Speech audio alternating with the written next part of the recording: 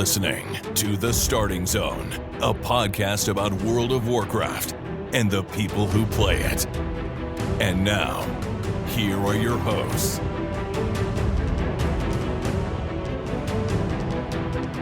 Well, hello and welcome to The Starting Zone, the podcast about World of Warcraft, the people who play it. Today is September 9th, 2024, and my name is Spencer Downey. Thank you so much for listening and subscribing to the podcast. I'm joined, as always, by my co-host, Jason Lucas. Jason, how are you doing on this fine Monday?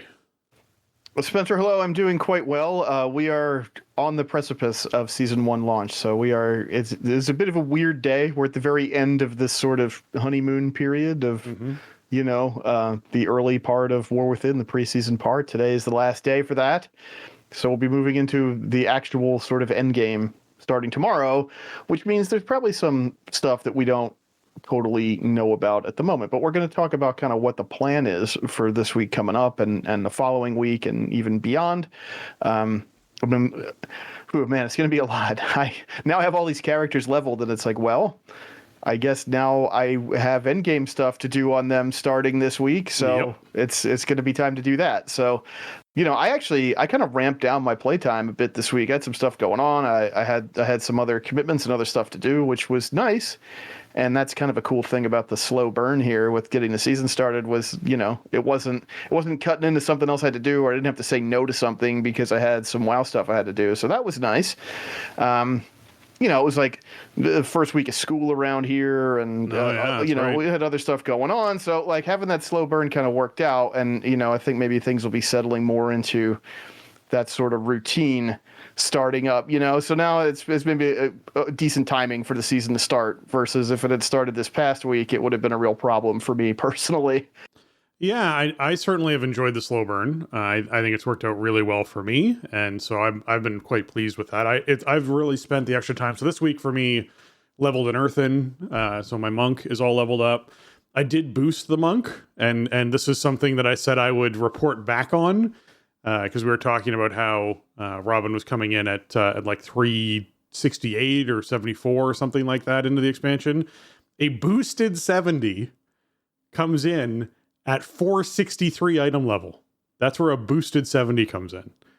And I was like, oh, so like, don't you think there should be like a catch-up mechanic or a vendor that like sells at least 450s to someone? Like just, or like when Dalaran explodes and like litters the ground with loot, maybe one of those early things is you're collecting up gear and you can choose to either vendor that gear or you can choose to use that gear, since literally all the stores and shops just blew up. So there'd probably be a lot of stuff flying around. There's different ways they could have sort of gone about ensuring that players were at least at that, what they've declared through the boost at minimum threshold of item level, is something they could have done. Yeah, it is a little weird. I mean, like in her case, she just got stuck in like the absolute worst spot because, there was the gear update thing, which came in if your tune was inactive for however long. And that was decent. It wasn't that high, but it was pretty good. And then, then the updated boost that you get with the expansion pre-order or what, I don't know what edition you had to buy to get the boost. But then the boost like sets you up to just jump in and play. Yeah. But unless they were giving you something, there wasn't anything in the game that you could really go get. Like there was the catch-up gear from the event, which was, that would take you even beyond that. And there was other stuff you could get if you were playing like Dragonflight content in the weeks leading up that would be, comparable, but, nothing, at least not that I've found. Maybe there is something somewhere and I just don't know about it, but I haven't encountered anything that sells like vendor greens just to get you started. Yeah, it was an interesting thing to go, oh yeah, no. So we were bang on right that she was about 100 eye levels or 80 eye levels below where essentially the devs had decided people should be starting 70 at, which was interesting. So you're like, okay, well, good to know. So yeah, 463 apparently is the level 70 beginner gear that they want people hopping into quests with. So monk went really smooth, leveled all the way up, ended up doing jewel crafting and mining on that character. So I have a herbalist alchemist and a jewel crafter miner. And man, it has been really nice to have this week to just focus on professions as part of, like renown, professions, finishing up quest lines, leveling characters. This extra time has been really nice because a lot of the profession stuff I didn't get to dig really deep into. I just didn't, I didn't play enough to dig really deep into for all the different, like especially jewel crafting during Dragonflight. So I didn't know things like, if you want to be able to cut a variety of gems, you have to really talent into that coloration of gem. And you have to do that for each of the individual different types of gems. Oh, and if you want to be prospecting those gems as opposed to just orange gems all the time, you need to spec into prospecting and then actually spec into the different gem types you want to find from prospecting. And you're like, okay, so this is like a whole other thing. And by doing that and having the restriction on profession knowledge, then you're not doing like your necklace or your ring, because you really have to make a choice as to what you're going to be focused on. And so since a lot of my stuff is based around like rating and M+, a lot of my choice on professions has been like, yeah, I want to go into potions and flasks over going to transmutes. I know people went to transmutes, made a whole bunch of gold doing transmute stuff, but at the same time, they then can't do flasks and potions, which I can, so that's kind of a nice bonus for me. And a similar thing of going into gems with jewel crafting over top of the actual gear. I don't really care that I can't craft a really fancy ring or neck for my monk at the moment, because that's fine. We'll have gear that replaces those spaces. It won't be as good as obviously crafting something really high end in those spots, but at least I can craft the gems that I need. And so really when I was crafting gems, it was like, all right, well, what gems does my main need? Well, they need, mastery haste, and then they might need haste mastery, and then they might need, sort of work your way through it. And you go, what something is something that someone else might need? Well, they might need haste versatility. And so you're like, start working your way through which are the prime gems that each class might need. So you're sort of learning those as you go. And in the back of your brain the whole time, you're looking at your patron crafting orders and going, well, these require me to go into this other talent area. I don't want to go into that talent area, but then I could get more professional knowledge if I did. Is it worth doing that? Is it not? Like, oh my God. So there's so much stuff involved in the decisions you're making profession-wise. It's been nice to have a week to just sort of get your head around it and figure that sort of stuff out. That's been really enjoyable. So yeah, I definitely have appreciated this slower week, and I'm looking forward to going into this next week. Is there anything you wanted to highlight about your playtime this week? Yeah, I mean, really, I didn't actually spend a lot of time on the warrior. I sort of got a decent, baseline item level just from doing heroics that first full week of release. And, I crafted a piece and I had the renown pieces. I did just, spend a bunch of crests and valor stones to upgrade that stuff up a bit higher. And I might even do some more of that, like tomorrow after I do a world quest lap and get my weeklies and stuff, because the holding cap on valor stones makes you kind of approach stuff differently, because you don't want to do stuff when you're capped on them, so you got to spend them. And then I'm doing a lot of stuff right now, so I just want to highlight on that because you're talking about valor stones. The valor stones thing to me is an interesting one, because I had a similar situation where I started to approach cap and I was like, all right, well, I'm going to spend a bunch on things. So I spent like 1,300 and then sort of got back up towards cap again and was like, okay, well, I guess I'll spend a bunch. So I spent like another 1,100, and then sort of I've been doing that here and there. I think now I'm at 450 or 500 of them, and I'm like, okay, now I just chill and gather, because I'm going to want to upgrade the stuff that comes from Mythic Zeros and from, higher end delves and things like that this week. So I'm 100% going to want to have Valor Stones to use on those, because you are going to use Valor Stones every step of the way. So it's just that consideration of, okay, now I want to bank and I want to save and I want to get back up to that 1,800 point where I can then invest all of those into upgrading the newer gear that I'm going to be getting this week. So yeah, if you're someone who's been sitting near cap, you're going to get another big boost. There'll be another 2,000, 3,000 Valor Stones you can earn over this next week fairly easily. And if you are going to be running Mythic Zeros and Delves and whatnot, you're going to earn even more. So just keep in mind, there's nothing wrong with going, hey, you know what? I'm just going to push my weapon up to a 593. And that will help me just clear all of the content that I'm going to want to be doing. And just, get in there and do that. There's nothing wrong with that. It's certainly something that you can invest in. So just keep in mind that you're not hitting that cap for sure. Yeah, right. That's a really big thing, especially with like a new reset week coming up, and I'm sort of banking up all my world quests. So like I did the initial lap this week and kind of cleared it up, but then I was looking and okay, anything that rolled up that wasn't gonna expire before reset, I'm not doing. So I have a ton of world quests to do post reset this week, and then a bunch of those reward bonus Valor Stones on top of whatever else you get just from doing stuff. So like I'm sitting on maybe about 700 or something like that, not a lot, but and also not really near cap, but it definitely in striking distance. So once I do all my weekly stuff and get all my caches and get all my keys, I will certainly be well over cap from all the stuff I'll be doing. Like if I have, well, assuming we have time to play before raid time, depending on how maintenance goes tomorrow. But, so yeah, I figured, you know what, let me just spend the stuff. The low level crest, I'm going to be playing normal heroic raid and then eventually some mythic raid. I'm going to be playing as high keystones as I can get into as soon as I can. The low level crests aren't really going to do me any good. So there's no reason not to just spend them on this gear that I have access to. So I didn't really play the warrior that much this week, all things considered. I did do all the new campaign quests that came in. I think just the way the story was presented in this expansion was incredible. I really enjoyed what they did and the big moments. And then the kind of campaign finale that came out this past week was incredible. I really loved it. And I made my earthen and I did the intro. That was really cool.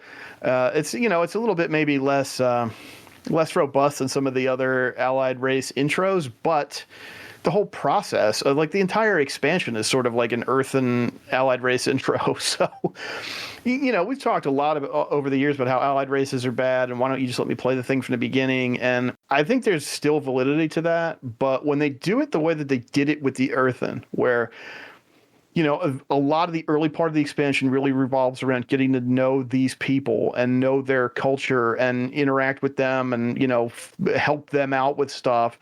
I think it makes a lot more sense, especially in a world where we have war bands and we have this sort of support, like intentional support in the game to like play multiple characters and to speed up, redoing content or whatever. I think if you're going to do allied races the way they've done Earthen, then I think they're okay, right? I think it might actually in some ways be better than the old model of just add new races with buying the expansion. So maybe that's what it took. It took all this other support from these other systems to make this sort of like unlock the allied race thing actually feel good. But I thought it was great. I love the intro where you sort of define your character's identity, like who they were and who they want to be. That was really, I love the way they worked that in. And I made a warrior because of, I have 30 some tunes of level 70 plus. I have every class covered. And it's like, well, a warrior's a thing I might actually play. And I boosted it. Yeah. Cause it's like, I didn't want to do that low level thing. And then you just unlock the heritage armor. There's no heritage armor quest, but again, like the whole expansion is kind of the intro and heritage armor quest for the earthen. So that was fun. After I did that, the next project was just maxing out the paladin. I got the paladin to 80 and did a lap around to get his caches for the week and everything.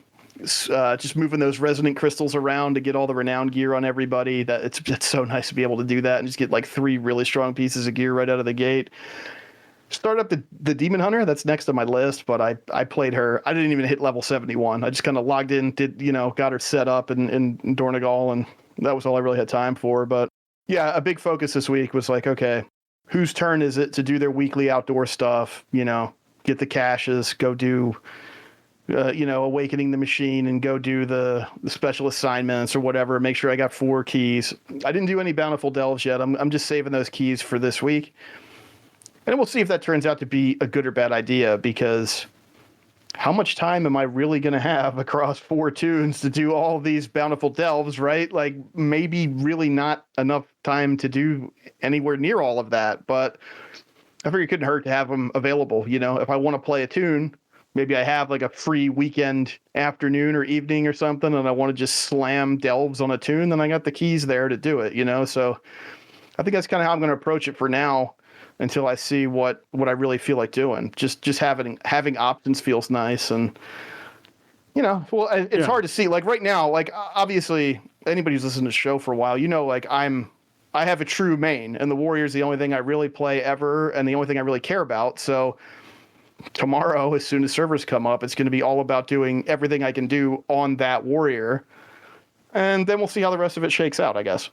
Yeah, and I want to highlight, you mentioned the keys there, having your 4 keys for the week. The other factor in there is there was almost more than 4 keys for the week, because there were world quests that handed out key fragments. So if you're looking around at world quest rewards, in general, it's good to run your world quests every week that you can, all the world quests you can, because they just give you reputation towards your renown, and your renown's warband wide, which means it is actually helpful for all of your characters. Like you highlighted, you're able to essentially buy some renowned gear right away, which then on new characters, which then allows you to essentially have a higher item level just walking into level 80, which is really nice. A lot of people certainly can take advantage of that on alternate characters. But yes, the other thing that you had through those world quests was these key fragments. When you collect 100 of those, you can then turn them into another key.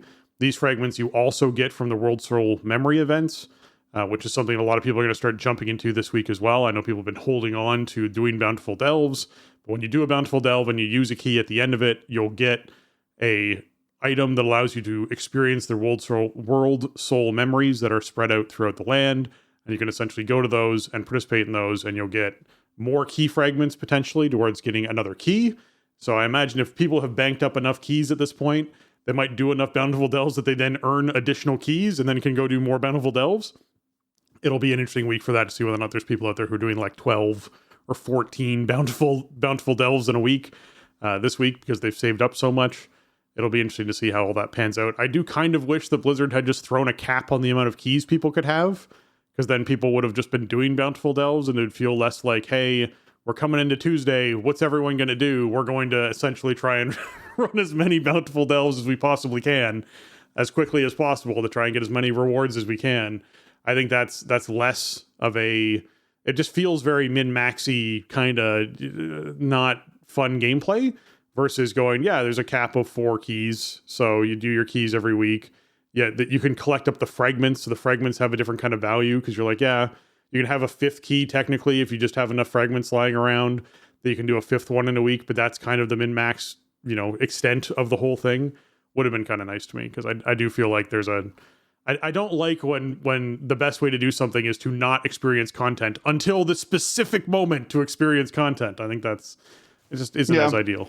I mean, we'll see how much it ends up really mattering. You know, I don't know that it will, but I think, my approach to the game and the way that I've played it so far, it's just like the item level is only, whatever. It's equivalent to the capped heroic dungeon item level. So it really just wasn't worth using a limited resource to me, because I'm going to shoot right past this item level threshold very soon, Absolutely. I think there might be something to be said about the item level cap was held a little too low, in this period. That's one thing I think that I did feel a little bit, because if we're stepping into normal raid tomorrow, that starts at like 597, I think the first boss drops. So, having stuff that's like 25 item levels below that is kind of where most of your rewards stop for 2 weeks is a little weird. It's like there should be another step there, we should be like halfway to that gap, Yeah, I mean, I'm 587 on my druid at the moment. So I basically just did heroic dungeons and then used Valor Stones to upgrade gear, and we had the 2 weeks to do. Well, we had basically 2 weeks to do that. So I do feel like most people are probably shooting for 585 for going into normal raid, and I don't think that's too low for going into normal raid. I think that... No, I don't think so either, but I think they could have goosed the heroic stuff all the way up to 580, at least for this past week, because that's where it's going to be tomorrow. I would have preferred there not be 2 tiers of what heroic loot was worth. I'm with you on that. I think it would have been much better off if heroic gear had launched at the end game heroic item level that it was going to be at, as opposed to, no, for these 2 weeks, heroic gear is 13 item levels lower than it will be after when season 1 kicks off. It's just a weird thing to do. I'm with you that I wish that was not the case for how that works out. But yeah, the other stuff I got up to this past week, the things I wanted to highlight. There was a quest chain I went into in City of Threads that, as an FYI for anyone who hasn't been paying attention to this or doing this, if you're trying to actually do all the world quests, you need to click on the City of Threads, because there are world quests within the City of Threads that don't show up on the map when you look at the map for the zone. So just be sure you're actually clicking on the city and seeing, especially there's regular pet battle ones that happen inside of the city that you might not be paying attention to, and you probably should be doing those if you're trying to get all the renown that you're wanting to get, or do all the quests and world quests that you're trying to get. There's also, I guess I'll highlight this too, there's also vendors inside of the City of Threads that sell off more of the knowledge books for your professions for Kedge. So if you haven't gone there and gathered up your knowledge books for your profession yet, be sure you head down to the City of Threads and go to the vendors there. You can just find them on your mini-map with the profession skill books that all show up there. And they just sell off a bunch of profession knowledge for Kedge, which is great for people who are trying to get profession knowledge stuff done. But I did find a quest in there that I needed to do that involved Viazi, and this was a Nerubian who was afraid of creatures with fewer limbs. It was like the anti-arachnophobia quest, which I thought was hilarious. and it also ended very sadly. But yes, it was a cool quest to sort of be like, oh, this is someone who I guess is afraid of anyone with fewer than arachnid style legs, and I just thought that was a cute little nod to put in there if people haven't experienced that yet. There is a bit of a sad ending to it, so just be aware of that. But yes, it is a cool quest that they chose to do, the anti-arachnophobia. And that NPC's like therapist was Mr. Sunflower, who you may remember from Dragonflight from doing the sniff and seeking. Right. There's that one sniff and seeking instance that you get where they're having like the tea party, and there's all these people that are webbed at this table, and they're supposed to be sipping this tea, and they're in these web cocoons, and Mr. Sunflower's trying to help them with their identity. It was one of the weirdest and creepiest things in Dragonflight, and I was like, I had some thoughts like when we saw that there were going to be Nerubians involved in like a Nerubian zone in War Within. Like, I wonder if Mr. Sunflower is going to be down there anywhere. And yeah, there he is. Yep. So that was one of the things I wanted to highlight. The other one that came in here was the brand. I want to highlight the brand delves. Like the delve rewards are totally warband wide. So if you level up Bran over time, if you haven't been paying attention to this, your brand is the same as your Bran on every character, which is really nice, including Curios. Like they're just, if you power him up on one character and then you level an alt, this is what I found out with my Earth, and I was like, man, he just works on all of these different levels and has all of these abilities and is already like level 13 or whatever it is I pushed him up to. So that was really nice. And then the other thing I hopped into on Saturday was the fishing derby, which I knew was going on and had heard about inside Hallowfall. But yeah, the fishing derby is certainly something that's worthwhile participating in. There's a bunch of unique rewards, including a food that increases your perception, which is really cool, because that is certainly not something that you find easily inside of the game, are foods that do things like that. So that's certainly worthwhile doing. It also, that's the Ghoulish Delight is the name of that food, which also gives a reason to catch the ghoulfish, which literally in the flavor text on ghoulfish says, throw this back. There's like no need for it. And actually there is. So do not pay attention to the flavor text that's on that. You do get a curse that lasts, I think, 5 minutes. Just, obviously wait out the 5 minutes for them to go away as you sort of continue on with your fishing journey. That's fine to do. And then, yeah, if you harvest down 5 of those ghoulfish, you get this prepared ghoulfish meat that you can use to make Ghoulfish Delight, which is a soulbound food that gets you additional fishing skill, but also just additional perception, which is pretty awesome. So certainly worthwhile getting. And while I was on that same profession journey, I learned how to make the Vials of Truesight, which is the camouflaged herbs and mining nodes become revealed, which, holy man, are there ever a lot of those. That like tripled my income on herbing missions that I was going out and doing just by drinking those. So I finally got a lot of the experimentation done. I think I have 1 or 2 experiments left I need to run before I have unlocked the things I need to unlock when it comes to the experimentation. I was very unlucky with my wild experimentation on getting the meticulous one. It took me forever to finally have that happen, which I disliked. I almost wish that there was a way to spec into meticulous so that you could just have it guaranteed early on, because it took quite a bit of mats and resources to finally get there. But now that I'm there, I'm getting all these things unlocked. The favorite world quest of the week for me was the Chew on This world quest that was up yesterday, which is you ride around a Ramolith and it just eats grass outside of Dornegal and it slowly moves faster and then the quest finishes. And I was like, this is the best world quest I've ever. It's right next to a major city. It takes like 20 seconds to complete and you get to ride a Ramolith. Like, I just don't know what to tell you. This is the best world quest I've done in a long time. Yeah. Man. I mean, there's other things you can do to fill the bar, but if you eat the grass, it finishes like, I think each one is like 10% or I don't even know, maybe more than that.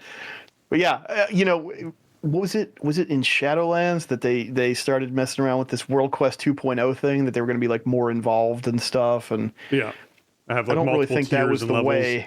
No. Yeah, we've moved away from the World Quest 2.0. We're back to World Quest 1.0. Most of them are like very minimal time investment. Go check out some part of the world, do some little thing. You're done. You move on, and then if you want that kind of more intensive outdoor experience. They do have like the special assignments and the spreading the light thing, which kind of, I think, scratches that itch for players that want it. Right. But if you're just trying to complete World Quest, man, they're great. Like most of the ones I found are very minimal time commitments as you're kind of cruising around the world. Yeah, the other thing I want to highlight, Jason, is I did Lore Master, and I know you've gone in to do Lore Master. I assume you've completed Lore Master by this point? Yes? Yeah, I did. Yeah. I had it all done. Like I got like the hotfix completion because I was waiting for them to fix that one thing that was broken, and then I like right. I didn't even like get the reward. I mean, I got it, but it wasn't. I didn't get a toast. I got nothing. It was just like, oh yeah, I guess that did complete at some point. Oh, okay. Well, I want to know if you noticed, because I actually could not find one, and I didn't notice. Where's the mandatory essential poop quest in this expansion? I don't think there is one. I don't think there's like how is this possible? Off the top of my head, I don't think I encountered one. Yeah, I don't know. It's clearly an oversight. It is. This is what happens. They rushed it out the door too fast. They forgot to do the poop quest. The quality is just slipping. It's just what happens. Yep. I gotta say, like it was very strange. It was highlighted to me earlier in the week where I was just like, wait a minute, I don't think there was one. I think they just completely missed this opportunity. I mean, considering you have farms in like multiple zones too, right? That would have been a good opportunity. They literally have one you plant freaking flowers in, you plant seeds in and grow them. Like how is there not a poop quest involved in any of it? It was very strange. Yeah, just putting it out there. All right. But yes, that was a lot of stuff I want to highlight this past week. Outside of that, Jason, are we good to ship into the next chunk of what's going on? Yeah, I think so. Right. I mean, it's a big week, man. It is a big week. We had a lot of, not only, we knew season 1 was starting this week, but we also got a ton of news since we spoke last. So we're just off and running at this point. Yes, we are. All right, let's hop into what's going on this week in World of Warcraft.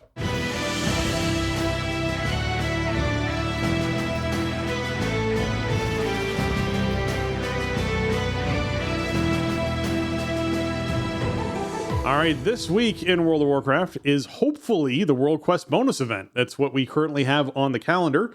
So if that is correct, then it means that the Sign of the Emissary buff is up and the reputation gains from World Quests are going to be increased by 50%, which means for those of you out there who still have not done their World Quests yet today, just hang on to them until this event kicks off and you'll get more, World Quest reputation from doing that.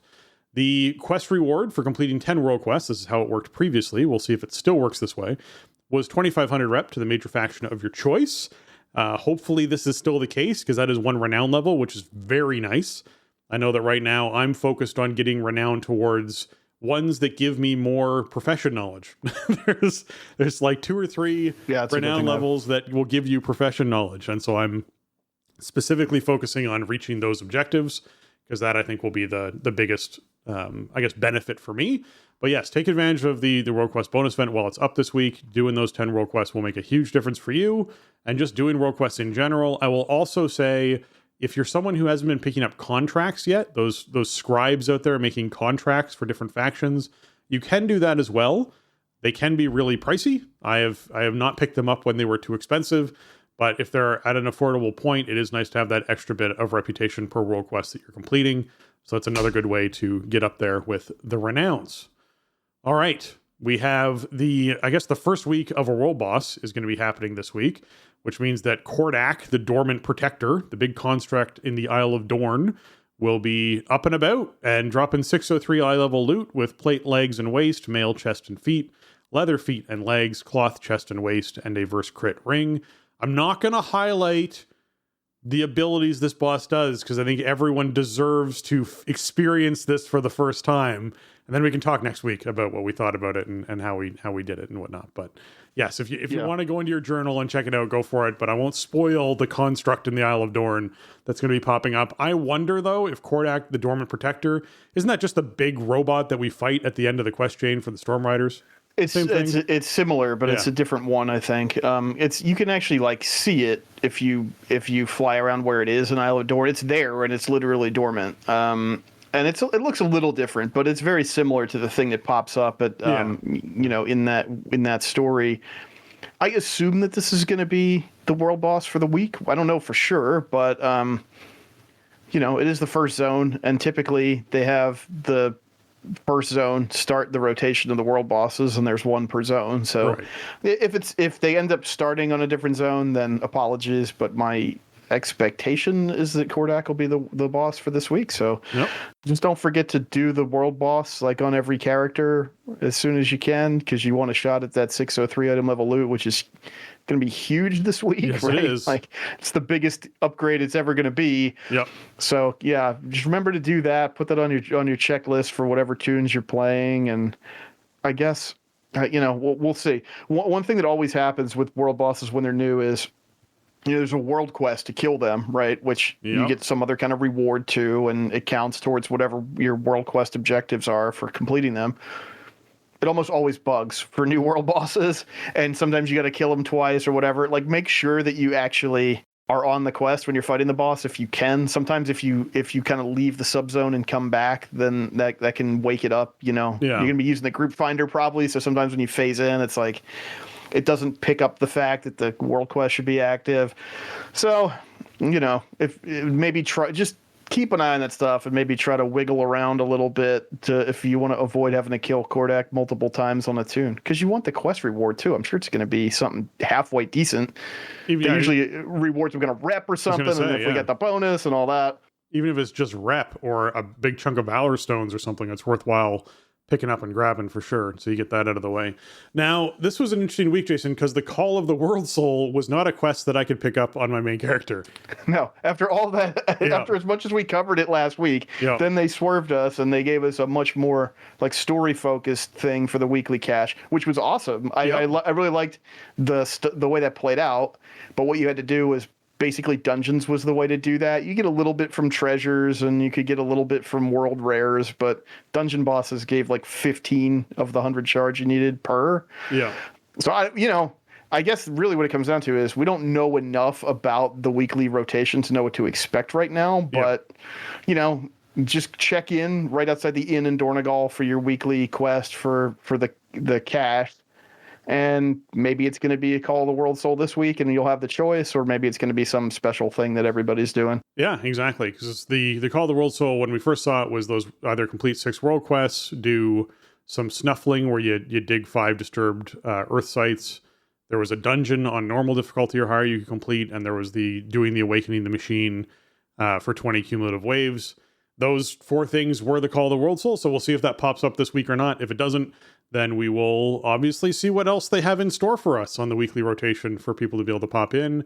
But yes, you do want to do it because you get that pinnacle cache, which is spark fragments. You get gold, you get some items of a quality. I think it was 574 that we were seeing previously, but I don't know if that's going to change with the Season 1 rollover. We could see a more intense cache, which could be really nice. You get some Valor Stones, some Kedge, you get those carved Harbinger crests. You also get a restored coffer key and some resonance crystals, and then obviously you also get them gold and leveling up and that kind of stuff too, which is nice for people who are doing it on characters that are not max level.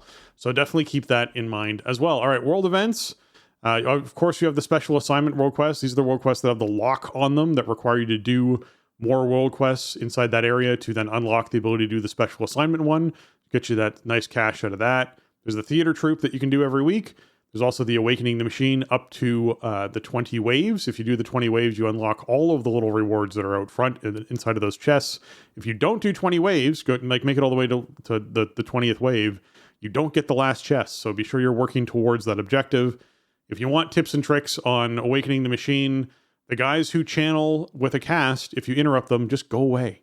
So just immediately save your stuns, disorients, interrupts, anything like that, knockbacks, for those guys, because when they come in, you can just eliminate them immediately by throwing one of those disruptions on them.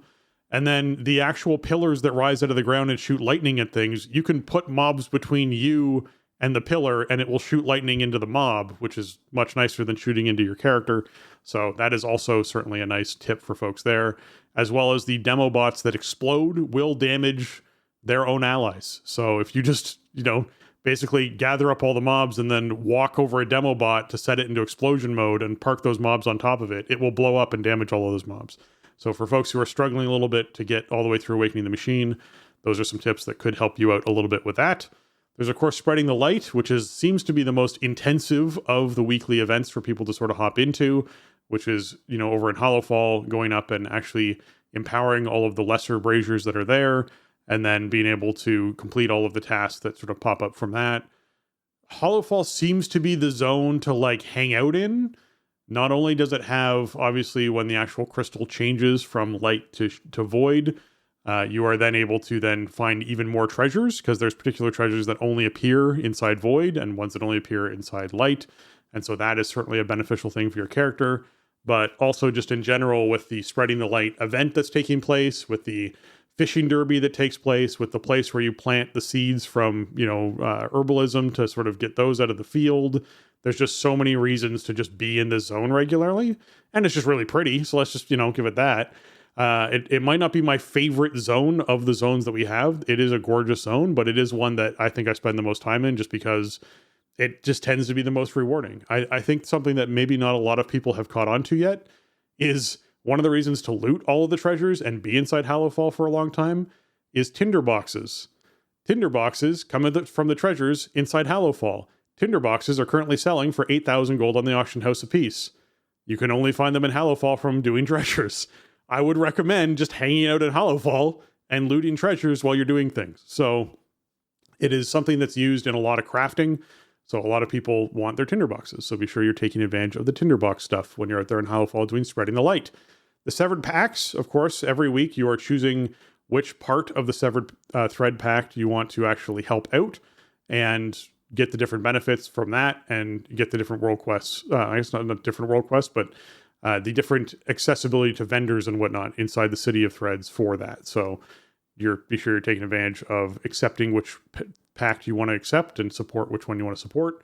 And then World Soul Memories, of course, that's something that everyone's going to be diving into this week with the increase in delves and delve rewards. So we'll see what people start to think about those.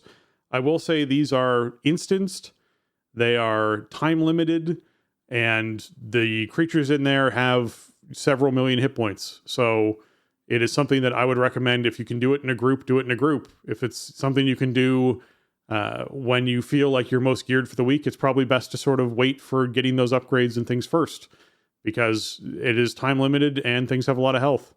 So you want to take advantage of that as much as possible. So just be sure you are when it comes to the weekly events. As far as PvP goes, there's a question. I was just going to say, like, sure. the biggest thing about the all these world events that you just covered is like, these are the sources of your restored coffer keys, right? And you want to make sure, if you're trying to, gear up an end game and all that, you want to get your 4 a week, and you can pick like any of these, right? Like you will get 2 special assignment world quests that roll up throughout the week, so you can just do 2 of those and then pick 2 of the other activities. There's a lot of flexibility, which I think is really cool. Like you don't have to do all of this stuff if you don't want to. Spreading the Light, for example, is one you can just dip in. If you have the remnants, like you can just go light up the key flames and then you're done. You can do the other stuff if you want to, but the rewards are they're scaled down. There's rep, there's good rep rewards from doing those objectives and quests there. And then you get like the currency that you get more remnants, which lets you light up more flames. And you can also use that to buy the consumables that you can use in that area. If you want to hang out there, it's awesome. If you want to just cruise by, drop off your remnants and get your cash, you can do that. Awakening the Machine is a thing that I feel like is going to become, towards the end of the season, it's going to just become a nuisance, because there's going to be no challenge there if you're geared up, So that might be a thing you just don't do. And then you can kind of focus on some of this other stuff. And then, like you sort of alluded to earlier, you might end up in this loop where you can kind of do bountiful delves for the World Soul Memories currency, and then you're geared up and you can just pound waves and World Soul Memories and then get keys that way, and just sort of cut out some of these other things, which I feel like is a kind of interesting design, because I could definitely see some of this stuff getting repetitive if it was something you felt like you had to do every single reset week on any tune you cared about playing. Right now everything's fresh. All this stuff feels pretty fun to me right now, but it's week 2, it's not even week 1 of the season yet. So I really like the fact that the stuff is built in with where some of the stuff seems like it's just going to become obsolete, right? And you sort of graduate out of having to do it, and you can get your keys from other sources. Yeah, and I think that's an important note, is just the fact that when this might sound like a long list of things, I was highlighting it from hey, there's so much to do and it's so fun and you can dive in and get all these rewards. But what Jason's highlighting is important too, is if you have limited time for the week, you only get 4 keys from doing these things. And so you only need to pick 4 that you do, and you can choose ones that are super easy to do, right? You can essentially, like Jason said, sort of do spreading the light in about, I don't know, 3 minutes by just flying in, lighting up the braziers, flying out, and you've now completed what you need to do. That's done, off the list. You know, the Severed Threads is contributing towards this group, which I think is 4 world quests is what it ends up being overall. So really it's like, hey, accept this, pick some world quests throughout the week you want to do, get those ones done. That might take you, 30 minutes or so. You've got another one from that. The World Soul Memories is 5 minutes. That's the limit. That's all it takes. So literally, you only have the 5 minutes. So you will need to do a Bountiful Delve to actually get the thing that opens a World Soul Memory. But if you choose to do one, yeah, it's literally a 5-minute event. So that can be done pretty quick. So a lot of these things you can pick and choose which ones are going to be easy to do. So that's certainly something that's on the list as well. All right. The PvP brawl for the week is Warsong Scramble. It's Warsong Gulch with modified rules. To win, you need to be the first to capture 10 flags. And basically, you can cap the flag regardless of whether or not your flag is at your own base or not. So people are just sprinting back and forth trying to cap flags as fast as possible. And so if you're someone who wants to earn yourself some Marks of Honor, Conquest, and Honor, that is going to be a way to start doing that. It's important to note that this week is when Season 1 of PvP kicks off as well, which means that people are going to start doing the PvP grind. So if you're someone who's out there who's like, hey, I want to get a whole bunch of honor and a whole bunch of renown, and not renown, a whole bunch of conquest to be able to spend all of this honor and conquest on, gearing up and getting ready for PvP, it all kicks off today or tomorrow as well. So just keep that in mind. Okay. Overall, we have no real Mythic Plus stuff until we kick off next week. So just keep that in mind. But Mythic Zeros are going to be going up tomorrow. So people will be diving in to start running those and getting rewards from those. So it'll be our first real look at the dungeons, I feel like. Heroic is tuned very simply, there's not a lot going on. So tomorrow we're going to start really learning how these dungeons tick. Also, Heroic item level does shoot up tomorrow, so you get 580s dropping from Heroic dungeons. Remember, if you've been out for a while, Mythic Zeros they're no longer Heroics, but a little bit harder. They're much harder than Heroics in terms of tuning. They kind of sit where Mythic plus 10 used to sit in the overall tuning kind of ladder. So they'll be certainly more challenging. They're also on a daily lockout now. They used to be weekly. It used to be, when we have our kind of ramp up weeks, our preseason weeks or whatever, it was like, all right, make sure you do all your Mythic Zeros once, right? Yeah. And now it's going to be kind of target ones that maybe have, loot that you want. Try to get that stuff. Maybe you can do a particular dungeon every day this week if you want to try to target a piece of gear. So let's keep that in mind. I'll probably be doing quite a few Mythic Zeros this week, I have a feeling. Yep. And I'm excited to see what some of the stuff actually feels like, man. I mean, like I've done all the dungeons a bunch. I know what the interiors look like and I know what mobs are in there, but we haven't really gotten a good picture of what the dungeons are going to play like yet. And this week will be a much better look at what we can expect in there. Definitely. The other thing we have kicking off this week is the Harvest Festival. This is the yearly Harvest Festival that is going to be happening in Azeroth, obviously all around the place. And you can essentially visit Orgrimmar or Ironforge and the feast tables that are outside there to get yourself some buffs. I believe it's a 10% experience buff for people who are wanting to do it. And then there's also a quest to pay tribute to Grom Hellscream in Ashenvale, as well as Uther the Lightbringer up in Western Plaguelands. This used to be like the event for leveling cooking way back in the day. It used to be, you could go there, you could spend like 20 or 25 silver on materials off a vendor that was there, and then just like max out cooking, buying just materials off vendors to cook over and over and over again right in front of you. And that was wonderful. I wish they'd do more with it now. It's going to run from the 13th of September to the 20th. So it runs for that week. And I mean, obviously, if you're still leveling alts or working on things, there's going to be some benefit to you there. But in general, this is like, hey, get the achievements crossed off your list for your long, strange trip. And I guess get into those mythic dungeons and other things that you're going to want to be doing for the week that don't involve doing Harvest Festival. So just keep that in mind. There's not much to it, right? Like they really haven't added much to it over the years. I guess if you're trying to do some completionist thing and you don't have classic cooking maxed out, I think you can still do that. But there's no real gameplay benefit to that. It's just a thing if you want to fill out that tab. If you never went to Uther's Tomb after they did the revamp a few years back, it really is awesome looking. So you could go check that out. But yeah, there's not really a whole lot to it. Although it does mean that, as soon as Harvest Festival ends every year, that means it's time for Brewfest. So that's coming up pretty soon. Yeah. All right. As far as hotfixes go, the auction house was apparently something that they feel like they've now resolved issues that were causing a degraded experience in performance. There's obviously still work to be done, but it is certainly getting there as far as that progression goes. I think it's substantially better than where it was. I wasn't someone though who was so actively and adamantly using it for a steady period of time that I noticed this huge problem. The biggest thing I noticed was like, hey, my list of auctions I've posted isn't updating properly, which means I can't tell what I have on the auction house. That was the biggest thing that I was noticing, but they've certainly gone in and done a lot of work on this, so it's good to hear that they've made progress in that regard. They also apparently have found Khadgar. He has gone missing from Violet Citadel during Legion content and has now returned.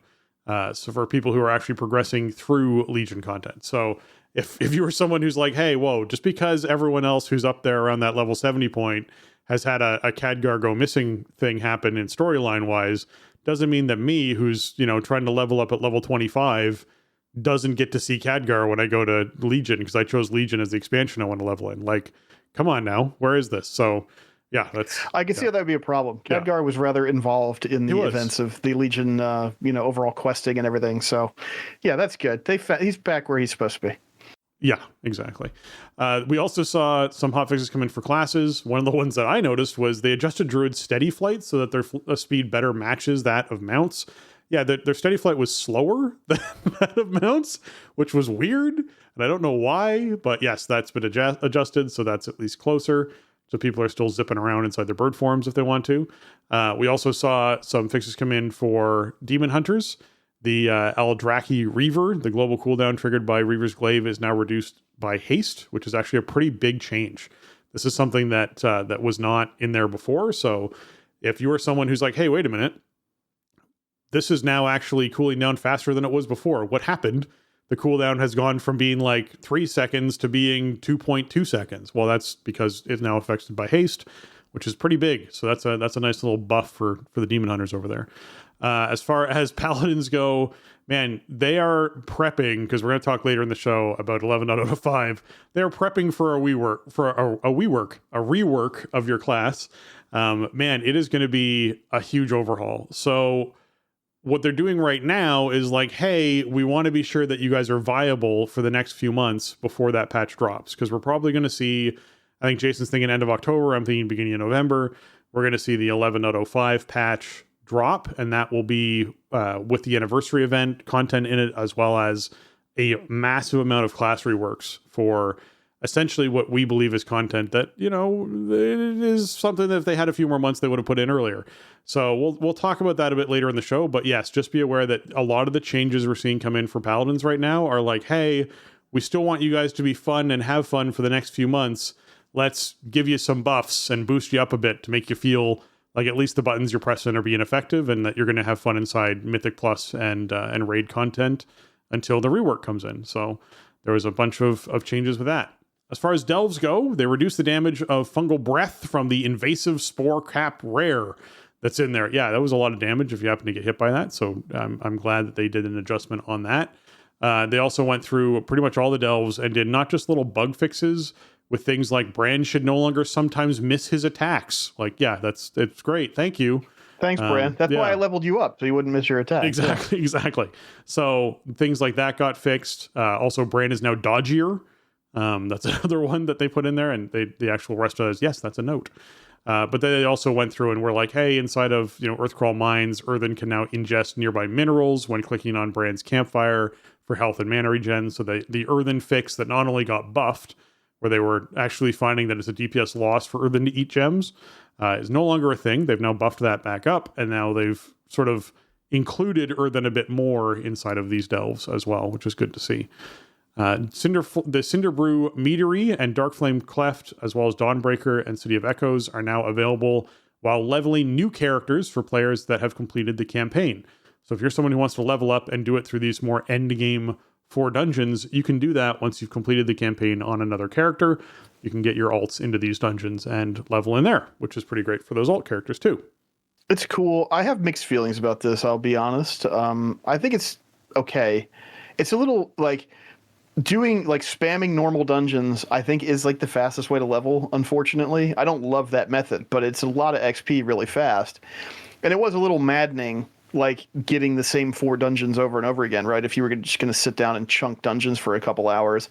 So now you have more variety. You have all these different dungeons in the rotation, but you know, I don't know. I don't think like when I'm trying to level up a character and maybe I don't really know what I'm doing yet, even if I know the dungeon, like Dawnbreaker isn't really one I want to queue into, right? There like, is that. Yeah, and Dark Flame too. Like I think Dark Flame's a cool dungeon, but these dungeons, the max level dungeons are a bit more complicated. They require a bit more coordination and everything. And when you're leveling up, like you don't have your full toolkit yet, and you don't really maybe know what you're doing exactly. You're still kind of figuring out sequencing and stuff. So it's that double-edged sword, you know. What would you rather have, the repetition and the monotony of the smaller pool, or the more complexity and difficulty with having the max level dungeons in there? I don't know. I mean, my opinion on this is they're doing this for queue times. They're doing this so that there are more people available to queue for normal dungeons. So if you're someone who just hit max level, you don't want to do heroics yet, you're trying to do normals to try and get gear, you're more likely to get into a dungeon queue faster, because this pool has now been extended out to everyone who's also leveling characters. And the fact that these only become unlocked for people who've already leveled a character, it's not available for your first time through, I think means that people essentially are then in a position where, okay, most likely you've seen these before, you know what you're getting into when you get into this. Yes, it could be a new character with new abilities and talents that you're still learning, but you've probably seen Dawnbreaker before on a character if you've already leveled one to max level, or you easily could just queue into one on your max level character to see it before you bring an alt in. It's really that kind of decision making. Yeah, I mean, that part is smart, because you really don't want somebody's first experience with a War Within dungeon to be Dawnbreaker or Dark Flame Cleft or something. And even on normal, it's just, there's just way more complexity to something like that than like the Rookery, for example. So I mean, I'm sure it does help round out those normal queues, which are about to probably see quite a bit of relief, in short order here. But still, it helps with that, and I think it does help, break up monotony a bit for people who are just spamming dungeons. So, overall, I did notice it because I was leveling up my paladin, and I was like, well, I'm sort of in that soft spot now. I'm not quite like 78. And I kind of did everything in the outdoor world, so I guess let me just slam some dungeons for a couple levels. Yeah. And then, I ended up in these, and I'm like, well, I guess that's new. Yep. Also, speaking of Dawnbreaker dungeon, druids can now use their flight form in that dungeon while in combat, which is kind of interesting. So definitely keep that in mind as well. Okay. They fixed an issue. Let's just say they did some tuning with the Awakening the Machine event, where the med pack on the ground that drops from some of the bots in there now lasts 2 minutes, up from 1 minute, so you have longer to run over those. You don't have to pick them up or anything, you just run over them and it will heal up your dude in the middle that you're protecting. They also decrease the damage on the automatic Iron Strider as well as the malfunctioning pylon, and then the nullification barrier duration was decreased to 2 minutes, and they addressed an issue where nullification barrier could persist after combat, which is weird. So I'm glad that got resolved as well. So just keep that in mind in there and fixing stuff up in there. They also fixed an issue where where flying on the Belladar spawn mount could cause frame rates to drop. I mean, if you're lucky enough to get one of these, a little punishment it's fine. I'm glad they fixed it. I'm glad you just have to lose your frames, right? Yeah. Lose your frames as part of the acceptance of riding around on this incredibly rare mount. For those who don't know about Belladar spawn, every time the crystal changes over to being void inside of Hallowfall, Belladar's spawn will arrive as a rare, and essentially the first raid team who gets to it to slam into it, a raid group who gets to it to absolutely destroy it, will essentially get a chance at getting the mount off of the drop. And so some people have started to get these, and it is an agonizing experience because the mob does not have enough health to live longer than like a minute and a half when one of these raid groups arrives at it. So it means that you're very unlikely to find it unless you've joined up with one of these and you happen to be in one that's spread out far enough and happens to see the correct thing. So yeah, in general, it's a little tricky to get. So just keep that in mind. If you die in Draenor, apparently there's another fix for flying. You get a temporary spectral mount that will no longer use skywriting. So that's a thing too. Okay. Pet battles. You may now search for PvP pet battles on the Isle of Dorn. Apparently that wasn't a thing either. So good to know that that got fixed and is now a thing. Because people who want to do PvP pet battles need to be able to do so. So you don't have to go somewhere else to do that. You can be in the current expansion, which I think is great. They correct an issue where War Mode role quests may display no reward for completion. Yeah, it's important to know what reward you're going to get. And if you can't see that, then that's something that's, I'm glad, got all fixed up for folks. They fixed an issue where one of the profession specialization tomes in the City of Threads that you could purchase with Kedge was unable to be used unless you used it in a specific order. So yeah, that's a weird one, but that was another fix that came in for that. They also fixed up a whole bunch of questing. Like Jason mentioned, he was able to get in there for the questing bonuses and was all taken care of as far as finishing off his Lore Master, which was great. And as far as races go, yep, like I said, they increased the effect of the Earthen's Well-Fed secondary stat bonus, as well as Belga's gems are now edible to Earthen with improved quality and greater reduced cost. So all of us Earthen folk out there can be sure that we're getting the best rewards out of that sort of stuff. I think it's a good first pass of hotfixes. I expect to see even more on Thursday this week, but they certainly are going in and tuning up and finding all the bugs and getting stuff resolved. And I'm finding fewer and fewer instances where I'm like, ugh, they need to fix this. The one that stands out the most to me so far is still very much when I turn in a quest, I still have to run away from the quest mob before I can move back in and accept the next quest. That's still a thing that happened on my Earthen this week. So that is, I assume, a happening at some point down the line fix. I don't know what is failing to trigger, but something is failing to trigger there that's allowing you to actually grab the next quest. So I'm sure they'll get that resolved in short order. Okay. When we talk about class tuning incoming on this week. So tomorrow there's going to be a class tuning pass that's supposed to comes in from Kyvax, who says, with scheduled weekly maintenance on September 10th, we're going to reduce the effectiveness of a few new class tier sets that would otherwise overperform relative to our targeted values. We will also increase the baseline damage of the affected specs to account for the tier set tuning. We will look forward to additional tuning that will develop during Heroic Week, which will address anything needed for PvP, Mythic Plus, and Mythic Rating on September 17th. So let's see what we're looking at here. These tier sets are specifically for Unholy and Blood Death Knights, Havoc and Vengeance Demon Hunters, Devastation Evoker, and Enhancement Shaman. These are the only sets they're touching. For those of you who are unaware, there are going to be dungeon tier sets that drop for folks who all throughout this week while you're running stuff. So keep that in mind. But there's also going to be actual tier sets that drop out of the raid. And since we have normal and heroic raid happening, these are the ones they're tuning. So if you're like, hey, I got this, piece out of a dungeon thing, or I, was going to do something else that's different. This is not what we're talking about. We're talking about the raid gear here. So Unholy, they're buffing the damage on their tier set. The Blood are also getting a buff in their damage on their tier set.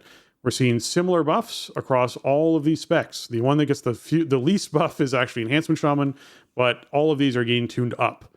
So for folks who are worried about things being tuned down, in general, you'll be tuned up. Some of the balancing that's taking place, though, like Havoc Demon Hunter, for example, their ability damage is being increased by 4%, but their 4-set bonus, the damage of Chaos Strike, is being reduced to 12% from 20%. And it now reduces the Fury cost of Blade Dance by 30% from 50%. So they're sort of doing that like, hey, we think this was a little out of whack as far as how this ability went, but we don't want to take this down and have your overall damage drop with this tier set. So we're going to raise your damage up by 4%. So there is some balancing taking place, but if you're playing one of those specs and you were like counting on your tier set to be this particular power spike based off of what you'd seen of it so far, that power spike's been adjusted. So just keep in mind as far as that stuff goes, but obviously they'll keep an eye on it going forward. Okay, Jason. Similar to like what we were talking about, was it 2 weeks ago about how they were nerfing the season 4 Dragonflight sets, right? Yeah. This is kind of the same sort of idea. Like, you want these sets to be good. Like, it should be desirable to acquire your new seasonal set and to use the bonuses. But sometimes the power pie, the slices get to be the wrong size. So just kind of rolling some of that power into the class baseline, I think that's going to feel better for most players, especially at the outset of a brand new expansion season 1. It's going to be a little while before most people put the 4-piece together, at least a couple weeks, right? So Yeah, I think this is probably good. You want the sets to be good. You want them to be cool. You want them to feel powerful, but also you don't want the class to feel like garbage without it, especially when it's a brand new season 1. Yeah, exactly. All right, War Within Season 1 begins tomorrow. Here's the old kickoff blog for doing all this. Yeah, so I guess we'll highlight what's coming out. So on the 10th, we have Narrowbar Palace on normal and heroic difficulty in Raid Finder Wing 1 for people to have access to. We have the Mythic Zero dungeons, which Jason mentioned should feel like plus 10s from last season for folks who were playing back then. So keep in mind they will be a more challenging experience for folks. You will see the heroic seasonal dungeons come in. You will see the new world boss, Kordak, become available, and the other 3 to come in following weeks. The PvP season kicks off for folks who are into Arena and all of the other PvP associated things like Rated Battlegrounds.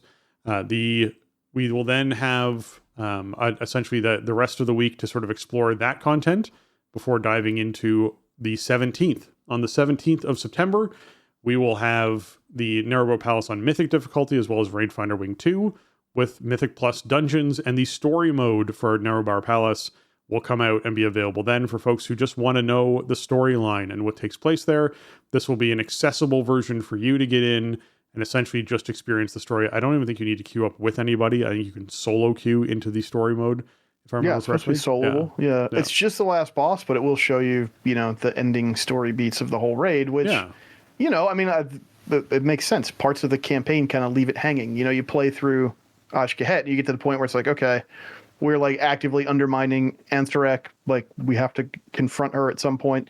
So if you're a solo outdoor player, whatever, this is for you. You can play this at your own pace. There's usually a quest involved too, right? With like defeating the final raid boss of whatever current tier is, which presumably you'd be able to complete this way and get the quest completion, whatever rewards that gives. It usually gives decent rewards. So really cool addition. I think there's a lot of players that will take advantage of this that wouldn't maybe do LFR even, right? Like, or even for me, like I'll raid it on my warrior with my team, but on the other characters, like I won't play it. I won't go do LFR or anything, right? So I'll probably do this that week that it comes out on the alts just to get the quest done and everything else. Yeah.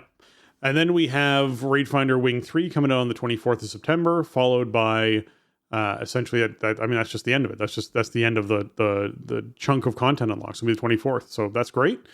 As far as the actual bosses that we're going to be experiencing, we have 8 bosses inside the current raid. There's a minimum Raid Finder queuable eye level of 567 to get into the Raid Finder to queue into that. So if you're someone who wants to experience this content, it's got to be 567. That's not too hard to achieve. So that's pretty accessible for a lot of folks, especially with the upgrade system that's in the game now, to hop in there and do some Raid Finder at level 80.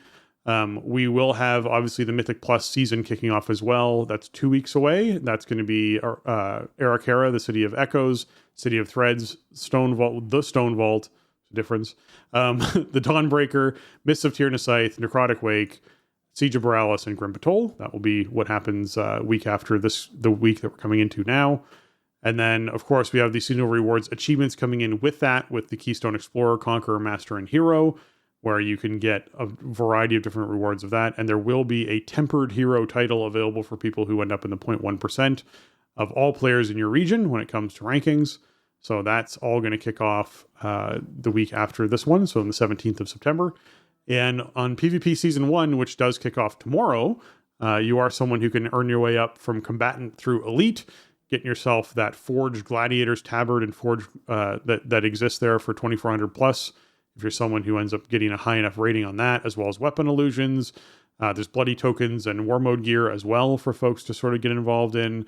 There's going to be the PvP mounts, where you can have the Vicious Sky Flayer for people who earn Forged Combatant achievement, as well as the Forged Gladiator's Fellbat for getting 50 wins, 50 games, winning 50 games is the way they phrase it, as a Gladiator in 3v3. So keep that in mind as well. There are going to be titles for Combatant, Challenger, Rival, Duelist, and Gladiator. Again, earnable for folks who have not earned them yet. And Battleground Blitz will be a thing as well, with its own title rewards for Strategist, Forged Warlord, or the Forged Marshal. Will be those available as well for folks who want to get that. Forged Marshal is a pretty cool title. I like that. And the Forged Warlord, nice shout out back to the classic days for folks who were doing PvP back then. Good to see. Lots of gear that you can obviously earn and get in that, including like particular transmogs for Gladiator's Tabard and Cloak and Pennant and that sort of thing, as well as the Unbound Strategist Pennant as well, which is achievable for achieving the Battleground Blitz Medic achievement in War Within. Delves, basically delves are expanding out. You're going to be able to do higher level delves that are higher than +3, starting up tomorrow. So folks are going to be diving into those, and we'll have the ability to start getting some rewards as well as earning some better gear. For folks who are curious, what's the best way to earn your vault for next week? It's actually to do the highest level delve you can. The Mythic Zeros do give a reward out of your vault for the week, but if you can actually max out your delve for the week, then you can get the best, highest level reward, item level wise, from doing that. So keep that in mind for people who want to push for that item level out of their vault. That'll be a good way to do it. All right. We're there, Jason. Celebrate World of Warcraft during its 20th anniversary. This was a 8-minute video that came out on YouTube that just basically screamed, hey, we want to get everyone pumped up and excited for what this 20th anniversary is going to look like. And so now we get to find out. And this is going to be massive. The quick facts that they gave us is we're going to have an event that's going to last for the months of November and December. I wouldn't be surprised if it got extended into January. I'm just saying there's a lot to this. You can earn and spend a new currency called Bronze Celebration Tokens. And that basically you can spend on new items for your collection. We don't necessarily know what all of those are, but there are some ones that they previewed. You can engage in the Black Rock Depths raid dungeon, where they have tweaked this experience for folks to actually get in there and raid Black Rock Depths, as well as collect iconic Tier 2 transmog appearance sets. So for those who really crave that Tier 2 gear, you can collect all of those. You can go time walking through classic World of Warcraft dungeons, which means that we're probably going to see this added to the time walking rotation after this actual event finishes. And they mentioned like going into, dead mines and doing dead mines as a time walking dungeon, which I think is cool. I'm looking forward to that. You can earn a new mount, the Blizzard Service Employee Award cosmetics, and more. So there's a new mount you can earn. What they mean by the Blizzard Employee Service Awards is they basically added a helm as well as a shield and sword transmog to the game. And these are modeled after the service rewards that Blizzard employees get for being at the company for a set amount of years. So they added those into the game. That's a pretty cool thing for folks too. This whole celebration is going to take place in an expanded event area for the Caverns of Time. A lot of it is actually happening outside of the Caverns of Time, so you don't have to go down into the party space as much. So you'll be able to be out there. You're going to be joining Chromie on new time-bending adventures with the Codex of Chromie, as well as discovering new secrets that you can solve and solve them with guest relations. So this is they did a shout out to the secret finding community, and they're sort of going to be doing like a Secrets of Azeroth style event that folks can try and solve the puzzles for to get rewards from that. There's going to be the party crashing world bosses of Shaw of Anger and Archivon the Stone Watcher that are going to be up that you're going to be able to knock out. Man, I do wonder just how available the Shaw of Anger mount is going to be from this. Whether or not you could actually go back to Pandaria, kill Shaw of Anger there regularly like you do for your normal lockout, as well as then kill Shaw of Anger a second time during this event and potentially double your chances at getting the mount during this event. That would be a neat thing to be able to do. As well as Korok's Revenge is back in Alterac Valley, and the 30 Years of Warcraft celebration is going to be a Warcraft 3 themed back appearance at the trading post. And these, to me, were some of the highlights. These were very iconic, really make you feel like the franchise sort of back pieces that I have to have all of them. I will be banking currency to make sure I have enough currency in November to buy all of these back pieces. And along the same lines, I hope they cost 50 currency a piece. I hope they just make them super cheap so everyone can buy them, because they're so cool and no one wants to like not be able to afford them because they're 800 a piece or something and you literally don't have enough currency to be able to buy all of them. That would just be so sad. I think they're the bonus reward because it says players will be able to fill the month's bar to earn them. Maybe. I think you're just getting these from doing Trading Post. Yeah. I mean, that's what I'm led to believe by what the blog says. So, well, that would be one of the best ones they've done for that. I mean, they look incredible. Sure. They're all the racial sigils from the 4 playable races in Warcraft 3, and just super like high res, and they look great. I mean, we knew 20th was coming up, right? Like, obviously, we could do math. We have calendars. And I was thinking, like, they really got to go over the top. Like, they got to swing for the fences for 20, man. This is a big one, and it's 30 years of Warcraft itself, 20 years of WoW. And they went so far above and beyond what I was thinking would be like swinging for the fences, I mean, the big highlight for me is the tier 2 getting reskinned and doing these brand new modeled super high res takes on tier 2. They look incredible. I think tier 2 is really like the most iconic of all the tier sets across the board, like just the highest batting average. When you think about what World of Warcraft looks like and what the classes look like inside the game, for me, it's like tier 2 and tier 6 is kind of a decent contender, a decent runner up, and then everything else kind of slots in from there. And we kind of got tier 6 redone back in Legion during Tomb of Sargeras. Yeah. They sort of did like a take on, what if like tier 2 was like super corrupted and evil sort of during Hellfire Citadel and Warlords, but not the same thing as like what they're doing here is just, this is something that I've wanted forever. Because, like they did a bunch of the tier 2 sets as skins in Heroes of the Storm. And it's like, why does this armor look better in Heroes of the Storm than it does in WoW? Finally, all these years later, they're just doing the whole thing. And they're introducing new sets for the classes that didn't exist back then that are like, just really bring that class fantasy forward. The Monk one, I think, looks cool. The Death Knight one looks really cool. Even the Evoker one, like, it's really based on Nefarian's armor from Blackwing Lair, and that looks really cool. So that might be a reason to like walk around in your visitor's form to show off your Nefarian armor. So that I love that. What a cool touch that was. Yeah, I think the Monk one is actually one of the best tier sets I've seen for a while that they actually pulled off.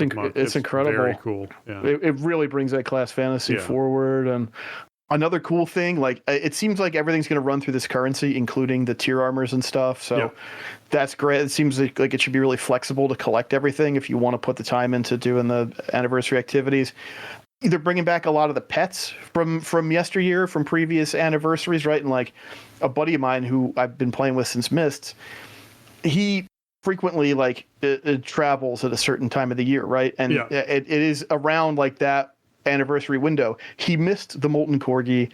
That was the 10th, I think, right? Yeah, he missed it. He couldn't log in. He was not in the country for that 2-week period or whatever. Like his mom like had a corgi. Like he's a big corgi guy in addition to just the Molten Corgi being a great pet. And like it's been kind of a running joke for the last 9 years. Like, hey man, look at that. Hey, do you have a Molten Corgi yet? But now he'll be able to get one. So I love bringing that stuff back. Just even like, calling back to the history of the other anniversary events, I think is really cool. Bringing back like BRD and having multiple different difficulties for it. Like that's another one that I've sort of joked with somebody I've been playing with since Cataclysm about like, she can't navigate the modern raids, but if you go back and do like BRD with her, she knows where everything is. So, which BRD is like one of the most confusing layouts in my opinion. But so like, it's her time to shine. I'm sure she still remembers all the nooks and crannies in BRD. So that's going to be super fun. And just like, this is probably going to come in as a lot of teams have sort of plateaued with Nerebar Palace and maybe need a little something extra to do. So I love that. I mean, calling back to the Secrets of Azeroth event, I thought that was so cool when they did that in Dragonflight. So doing one around the anniversary seems like it's just perfect, right? It's a perfect kind of thing to do around the anniversary event. I'm so excited for this, man. Like this just blew me away last week. I knew that they were going to do something cool, but I didn't think they were going to remodel all of tier 2 for every single class and everything like that. The classic time walking is something that they've sort of kicked around for a long time, and they kind of gave their reasons why they didn't want to do it. And they did say, like in the video, it will be added after the event's over. It will be added into the normal rotation of time walking weeks. I think those dungeons are going to be kind of weird, like Deadmine, Zul'Farrak, Dire Maul, East and West, and Living in Undead Strat. Like to me, just first was, I'm going to love Living in Undead Strat because Yeah, I've spent so much time in that space over the years, especially with when there was the Culling of Strathhome event happened and they redid that. Like, I spent so much time in that dungeon that it is one of those like classic Warcraft feels. Like, it doesn't matter what time of year it was. If I go into that dungeon, I'm like, this feels like this time of year. Like, right now, it would feel like going in around Halloween, and in a couple of months, it would feel like going in around Christmas. It would feel like, because I spent so much time in there over the years, that like it does feel like everything for me, as far as it is World of Warcraft for me. It's just one of those things. I mean, I think they picked some great ones. You know, it's kind of a great selection of dungeons that if you played in vanilla, you probably spent a fair bit of time in at least a couple of these, right? Yeah.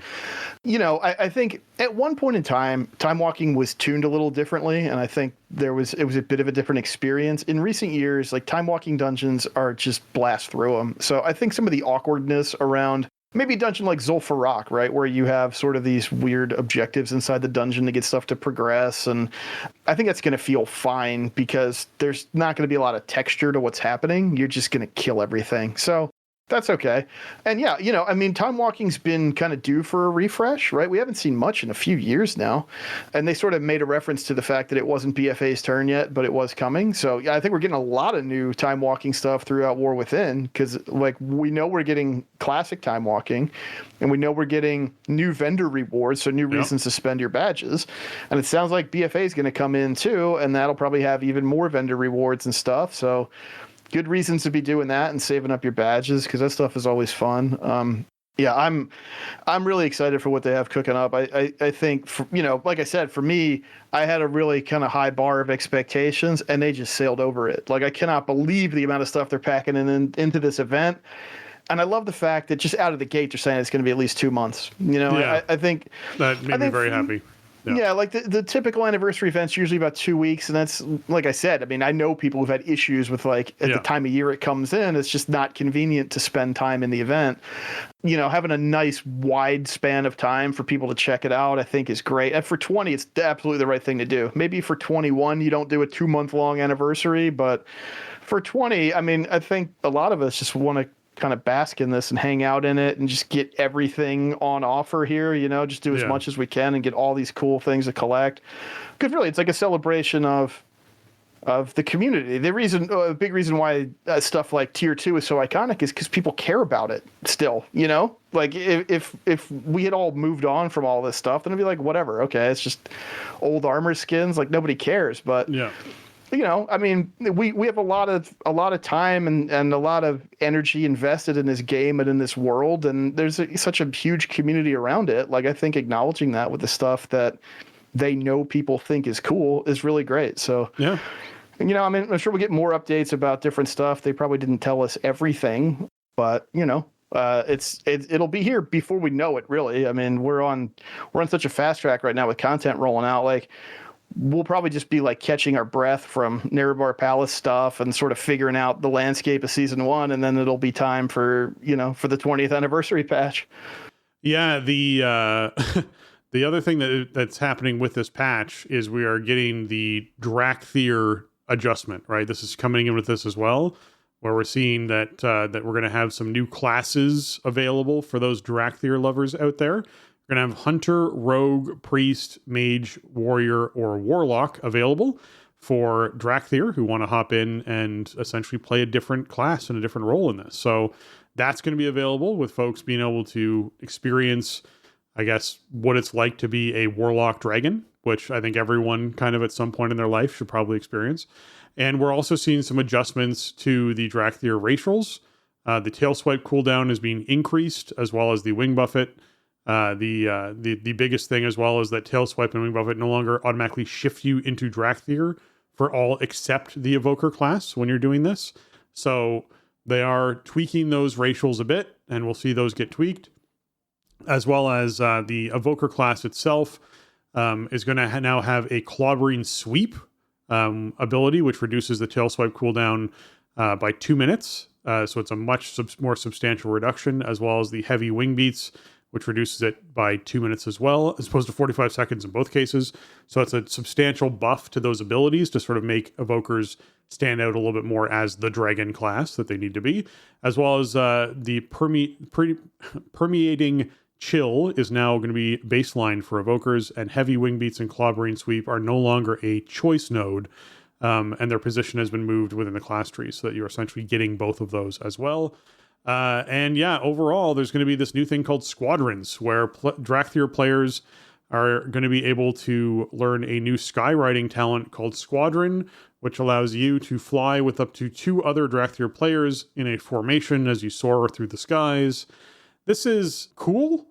I don't know how practical it is. I think there's going to be some multi-boxers out there that are very happy to a certain degree, but the multi-boxers I know also use static flight and don't use dynamic flight. But it's going to be cool for people who want to get together with some buddies for a bit. And there's nothing I can really shame about that. If they were able to pull this off, that's great. It's something that I assume if it works, they'll eventually add to other mounts so that you can have 3 dirigibles flying around in the sky inside a formation together if you want to. That'd be funny. But, just one of those things of, it's cool, neat feature. All right, I'm okay with that.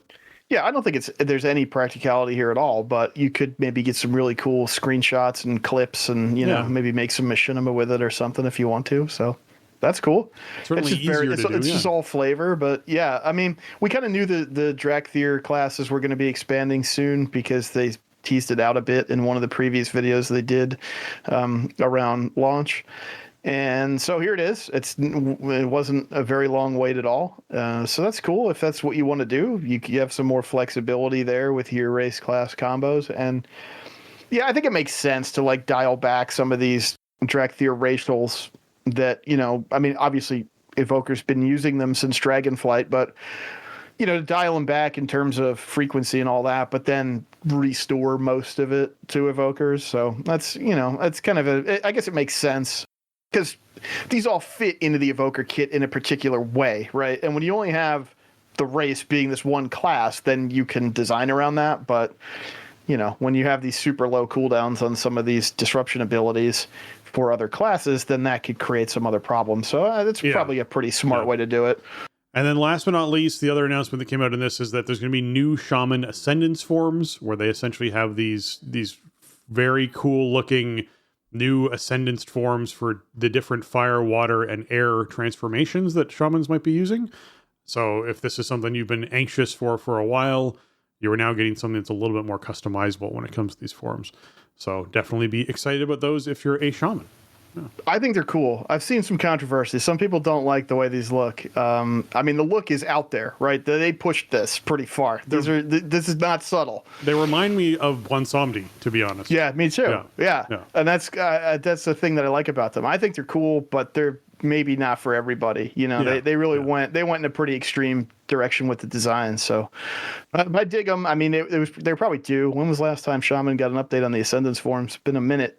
But hey, this is where the glyph thing could also come in. I guess if you really don't like them, you should be able to glyph them out. But I think they're cool. It's kind of funny they just slid them in this post about the Drakthir. Like, well, we don't really know where else to talk about this. So there's also new Ascendance forms. Yeah, exactly. It fits in here. So yep, that was another thing on the list. All right. So with that, we also got patch notes. So the PTR has gone up for folks who are wanting to test some of these things.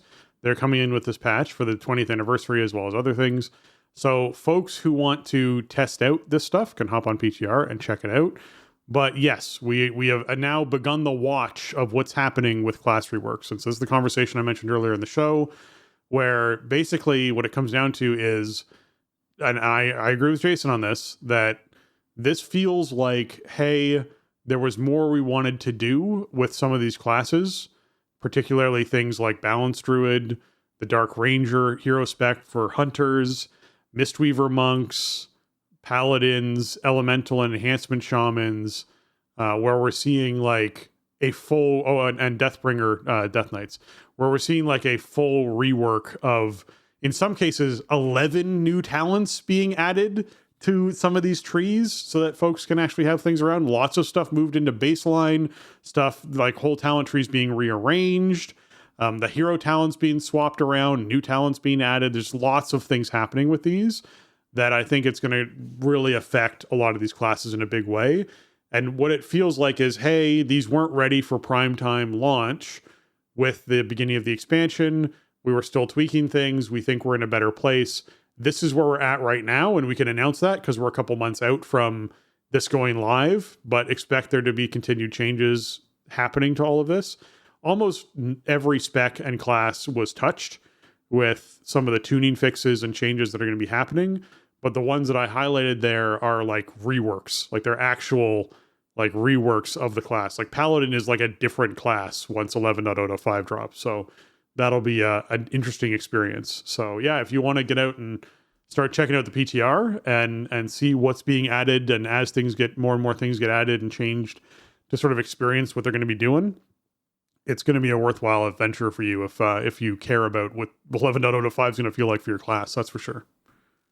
Yeah, I mean, this is just a massive amount of, in my opinion, it's a massive amount of reworks to put through this early. It's good, I think, but yeah, for sure. This is kind of the push pull that we talked about during Dragonflight a lot of the time, because it came out, we're like, okay, cool. The talent system is cool. It feels good. It feels flexible. It feels powerful. That's good, but it's not really totally great everywhere, right? Yeah. There's a lot of specs. There's some problems. Let's see how they keep it up. And then we kind of saw as time went on, they did huge reworks to many different specs throughout that sort of year and a half where Dragonflight was getting regular updates. They added a whole new spec, right? Augmentation Evoker came in as part of that whole process. And, coming into War Within, there was a little bit of grumbling about like, well, class design's not really there yet.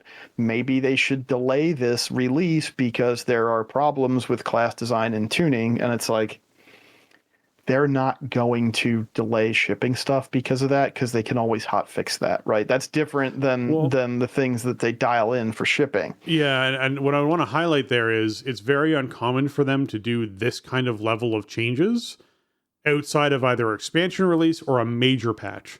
So doing this sort of rework and fixes in a .5 patch is actually something we don't see that often. And so I'm really happy to see that, because when I think back to like Shadowlands and Elemental Shamans, for example, who were just broken for like 6 months and then continued to be a little bit broken afterwards. But really it was the case of, hey, basically you launched the game and my class doesn't work. Can you fix this, please? And really the response you got was, sure, we'll have a look at it in 6 months when we release the next major patch. And you're like, that's not acceptable. Perhaps there's another solution to this, and this is the solution. The solution is, hey, Raid's going to launch, and then late October, early November, we're going to see a huge rework and fix to a lot of these classes that need the touches that they're going to be getting. And I think there'll be a lot of happy people. I know so far people who've looked at Paladin have been thrilled about what is going to be happening with Paladin. So I'm excited for this, because it just means that, hey, this is a change in how they're going to be approaching this sort of fixes and changes to classes. They're not afraid to do it in a .5 patch. Yeah, I think like if you've been out for a while, right, and if War Within is your first time back in retail in maybe, say, a couple years, if you didn't really play Dragonflight, like this is kind of the norm that's been established since the class and spec talent revamp, is like stuff is going to change. There are going to be interstitial patches that introduce massive changes to the way classes and specs play or are tuned. So, it is a little bit more burden on the player to understand that stuff is happening and to keep up with, what they should be doing. But none of this stuff is tied into anything except gaining levels, right? If your hero talents change, you don't have to go get more AP to unlock the other hero talents that you don't have. Thank God. You don't have to go get like anima to go like switch your covenant to like, there's no cost to the player other than building out a new spec tree, which is that is the flexibility that affords them to make these big changes. So I think for the most part, it's worked out. I mean, we would have conversations throughout Dragonflight of like, is this too many changes? Are they changing things too much? And they change stuff a lot, but I don't think it ever felt like it was too much. I felt like the changes felt targeted at stuff that needed help. I also felt like they kept combat feeling fresh as the expansion kind of went on. And I mean, I saw a lot of people who play like Hunter who were not really jazzed about like Dark Ranger, for example. Dark Ranger is a really iconic kind of sub-spec in, or just like idea in World of Warcraft. I mean, you see like Dark Ranger in like Warcraft 3, right? And what does that look like in WoW? Wouldn't that be so cool? And then it kind of wasn't, but it's getting basically entirely rebuilt in this patch, for example. You know, Paladin you mentioned, like the whole class tree is getting sort of reworked again. You know, these are, I think really what it comes down to, my take looking at it, you know, from the outside, is that they had to lock stuff in to get it ready to ship, right? Yep. You got to do localization, you got to do all this stuff. You have this release date you're committed to. It's got to happen. And they knew that there was stuff that they wanted to dial in, but they needed more time. The early access and the kind of soft launch also bought them a little bit more time for people to play with it before you start getting into content that has really high stakes. And, you know, I think the hero talents give them a unique opportunity this time around to tweak stuff out and rebuild it sort of on the fly, because every player that's at max level is going to have all of it, right? You don't even really have to think. You might have a few choice nodes that you pick between based on a situation, but like there's no opportunity cost, right? There's nothing that you have to do differently if they change something. You just, okay, you have this now. This is how it works. Just understand it, incorporate it into your play style, and, you know, choose your choice nodes accordingly and go have fun with it. So I think that's really cool. I had to laugh because so many specs are getting touched, and you get down to the warrior changes, and it's like there's a couple arms and fury changes, and Prot doesn't even have a bullet. So I'm not that I really at this point in time I am happy with the way my class and spec feels and plays, and I'm having a great time with it. But it's just that's sort of the running theme. I feel like since Dragonflight, you know, Prot was always sort of like, well, it's doing fine. We'll adjust some numbers, but there's no real big reworks on the horizon, and right. It's just funny to me. I'm fine with it. There's nothing I really want that I don't have, but it makes me laugh when you see like these bolded lists of changes come out, and one class is getting like kind of rebuilt from the ground up, and there's not even a bullet for Prot or like any of the hero talents or anything. Yeah, I mean, it's in a place that they're happy with at the moment, and obviously we are going to see live hotfixes take place in the next 2 weeks. That is an assumption that I have that has been consistent through every expansion. So I imagine we will see more tuning take place as far as that goes, but this is the stuff that's long planned out, probably that's been on whiteboards inside their offices for the last few months, that they just were trying to get honed in and sort of completed and worked out. Like when you're picturing about redoing a whole talent tree, you really have to be like, okay, well, at what level should they get this ability as far as an unlock goes? Where should that fit in this tier? Should this be inside this section of the talent tree or that section of the talent tree? So do you need to put 15 points in before you can unlock this? What part of the thread should you have to trace down to get towards this ability? Should this be a choice node or not a choice node? If it is a choice node, what's the other choice? Like, all those decisions have to be made, which just takes a lot of time to sort of suss that out and make it work well for what they're trying to accomplish. So it just wasn't where they wanted it to be at launch.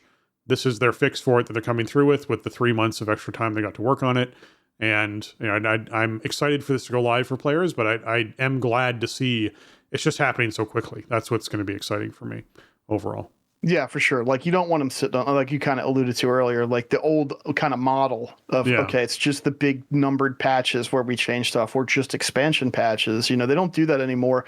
But really, it's the class and talent framework that lets them do that, because it is so flexible, right? And it's so transparent to players. It's not hard to understand how your talents like work in terms of building your spec out, right? So they have so much flexibility with it, and they can push stuff in hotfixes or whatever, and they can push updates faster than they used to be able to. So you know, the way that they built the framework around the way classes, specs, and now hero talents all work in the modern game, it gives them that flexibility. And it's like, I don't know. I mean, we could get into a larger debate about, like, is it okay to ship this stuff in this state when they know it's not done? And you know, I wouldn't say that that's an invalid argument, but no.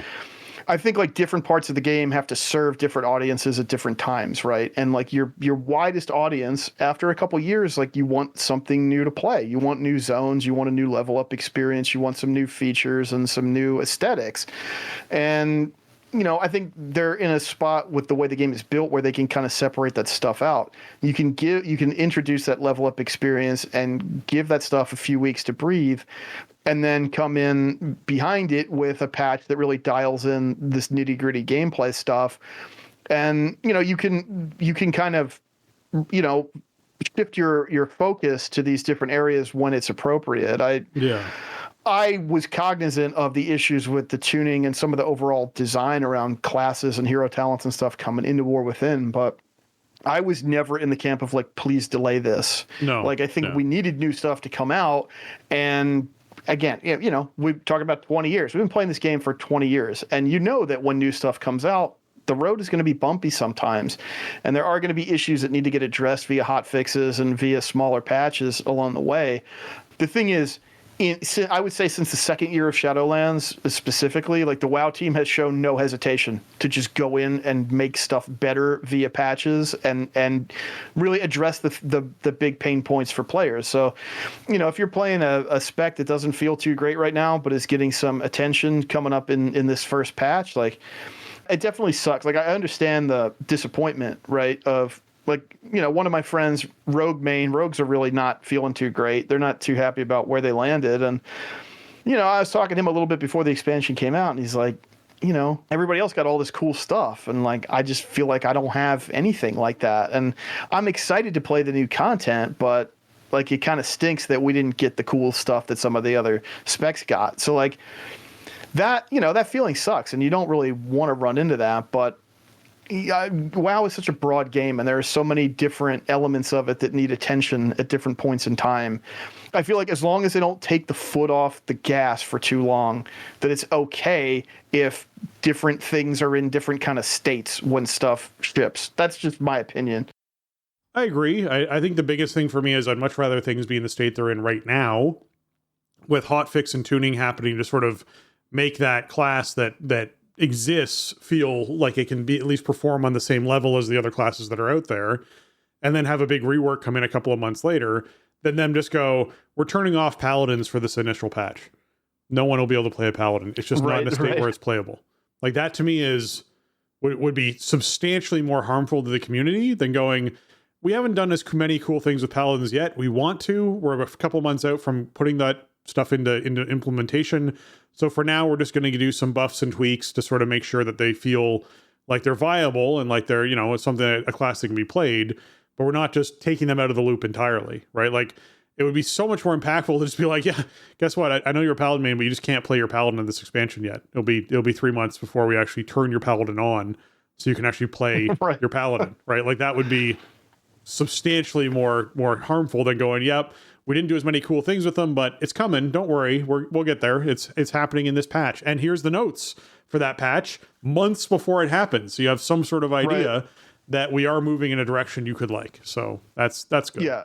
I mean, the example that you're giving is a bit extreme, right? Or like sort of fanciful, but like there were literally times in the game's like recent history where it was like, yeah, well, this warlock spec just isn't in the state that we want it to be. So they were essentially saying, play something else until we can fix it. Like, exactly. I mean, they literally used to do that. Like, yes, you could log in and play the spec, but they knew that it didn't feel great to play or it didn't perform the way that it should perform. And it was just like, we'll get there when we get there. And, you know, this was an era where maybe we'd get a patch every 6 months, and that was it. So we don't live in that world anymore, thank goodness. Yeah. And I think like if you maybe didn't take the ride through Dragonflight, right, and from patch to patch, you might be coming back and thinking like, dude, how can they leave this spec or this class like this when others got so much more attention or they're in such a better place, and like it's going to take months and months to fix this. They haven't really operated like that in the recent history. They don't leave stuff kind of languishing. They'll go in and tweak it and try to, even if it doesn't feel great, then they'll try to goose the numbers so at least it's competitive while they figure out how to make it play more fun. So, which is kind of the least they can do. But I mean, we saw so many tuning passes and stuff in full reworks and everything throughout Dragonflight. I think that's just the new norm. I think that's part of the reason why they took the approach to class design that they did in Dragonflight with the class trees and the spec trees and everything like that, because it lets them approach this in ways that they never could before. And they paid that promise off, right? It's not like, well, you could change this and you didn't. Like, no, they're now in a mode where they change stuff very frequently. Yeah. All right. With this PTR build, you can also check out a few more fun little changes that are coming up. The character select screen, they're now going to put in a search field that lets you actually search for not just a character, but also you can search by realm or specialization name. If you're someone who's like, I want to see all of my enhancement shamans, you could actually do that. You can see all of them, which is kind of cool. So if that's something you want to do, or hey, I want to see all the characters I have on Sargeras, or all the characters I have on Stormrage, or all the characters I have on, you can search that way and have that be the field. And I like that a lot. I think it's a great feature. They're also going to put in a button to toggle the visibility of the interface that has been added next to the back button. So essentially you can go in there and hide the interface if you want to. Double clicking on the screen to access the visibility toggle if you want to, or you can hit escape, or you can Alt Z. All of those things will let you essentially turn off the UI if you want to take some really fun screenshots of the layout and your dude sitting around the fire currently. I think that's certainly something you can do, and I love that. So I'm down for that. That's good to see. They're also, I feel like that's going to come in really handy once we potentially get new backgrounds, warband backdrops, and maybe other props and stuff we can put in there. Dude, I want my garrison to be one of them. I want to be able to pick my garrison as one of the backdrops. That would be cool, actually. You could literally have characters wandering through, because that was one of the neatest things about the garrison back then, is you just had all these characters just participating and being around inside of your garrison. Like, how neat would it be to have essentially something similar that's set up where, like, you know, a garrison's off in the background, a character's off in the background urbing, and there's one over there heading into a mine and coming out with, you know, stacks of ore, and there's two of them fighting inside of a little battle arena against each other, sort of sparring and figuring stuff out. Right? Like, that'd be so cool to see this backdrop. Pet battling. Pet battling. Two people pet battling each other, right? Like, a collection. That would be ridiculous. There's lots of cool ideas. I mean, hey, who knows? I mean, we're just at the very beginning of the whole warband concept and the warband login screen and everything. So, being able to toggle the UI off is going to make for some really cool, screenshot potential and stuff for setting up your warbands. Plus, it gives you a little bit more privacy. Maybe you want to share a screenshot, but you don't want to show your tune names or servers or whatever. So, this is a tiny little thing, but it's a really nice addition, and I think it portends more and cooler and bigger things for the something as simple as a login screen in the future. Yeah. Exactly. They're also making the currency transfer panel have a button that allows you to quickly input the maximum amount that you have of that currency for a character. So if you're like, hey, I just want to move all 130,000 of this resource over from one character to another, there's just a click button for max as opposed to having to type in the amount. So that is something else being added, as well as the learned curios can now be linked in chat from the curio slot or the selection list, as well as an interact icon has been added for the objects that open the warband bank. So that as well added in there. Outside of that, I think fixes wise, they're coming along with a lot of these changes, and I'm looking forward to this patch, and I'm looking forward to this list expanding. I think we're probably going to see this grow as far as what they're adding, particularly in the UI department, as they continue to progress on working on this PTR. So looking forward to that, and I'm glad this info's out there so early. It's just super exciting to have it available. Yeah, I don't think we'll see any new other content other than what they've currently laid out. But I think it's reasonable to assume we'll see some more UI stuff and little quality of life things here and there.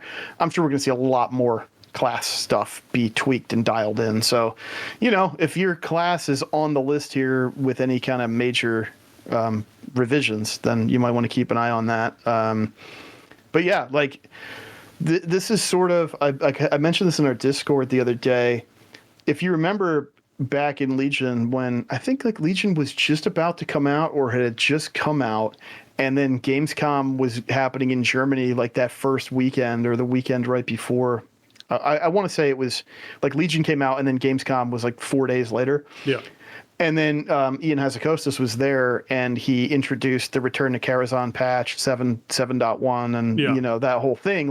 We should have a brand new game, and Legion was the launch was incredible with all the stuff there was to do and the way they incorporated all the the artifact stuff. And then 4 days later, it's and we're going back to Karazhan. They redid it, and there's all this different stuff, and we're getting all these other changes, and that felt so from what we were used to, especially coming out of the the lull from Mists of Pandaria, that second year into Warlords, and then finally Legion was here, and then we're getting another huge patch right away.